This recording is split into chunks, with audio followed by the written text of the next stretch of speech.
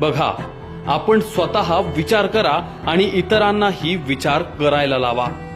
पप्पी दे पारूला, आवाज वाढव डीजे तुझ्या आईची, चिमणी उडाली भुर्र, पोरी जरा जपून दांडा धर, झिंग झिंग झिंगाट, शांताबाई शांताबाई अशी गाणी कधी मशिदींच्या भोंग्यावर, ख्रिस्ती जैन बौद्ध सीख पारशी यांच्या धार्मिक स्थानांवर अथवा उत्सवांमध्ये वाजवलेली ऐकली आहेत का कधी?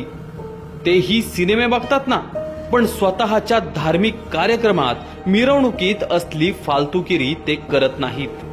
आता गोकुळाष्टमी, गौरी गणपती, नवरात्र या सणांना मिरवणुकीत वरील गाणी वाजवून आपल्या संस्कृतीचा अपमान करू देऊ नका. आणि असली फालतुगिरी तुमच्या समोर करत असेल तर करून देऊ नका, त्यांना तात्काळ विरोध करा. आपण गणपतीची वर्गणी मागणाऱ्या सर्वांना आवर्जून हे सांगू की या वेळपासून गणेश मंडळाच्या मंडपातून लाऊडस्पीकरच्या वर कोणतीही चित्रपट गाणी वाजवायची नाहीत. फक्त धार्मिक श्लोक, मंत्रपठण, देश अभिमान जागृत करणारी गाणी यासारखेच प्रसारित करा, तरच वर्गणी देऊ. आणि तरी तिथे जर सिनेमातली घाणेरडी गाणी लागली तर त्याचा आपण विरोध करू. आपण गणेश विसर्जन मिरवणुकीत पण सर्वच मंडळाने हा नियम पाळला पाहिजे. मराठी गाणी सुद्धा चालतील, परंतु कशी?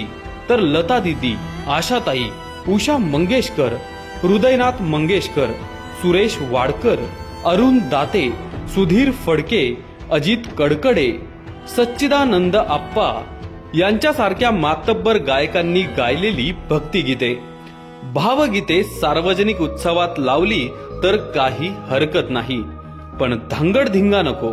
हे आवर्जून आपण सर्वांनी आपल्या सुद्धा मनावर आपणच बिंबवलं पाहिजे. बघा, विचार करा. सदर लेख हा सोशल मीडियातील व्हॉट्सअप ग्रुपमधून प्राप्त झालेला आहे.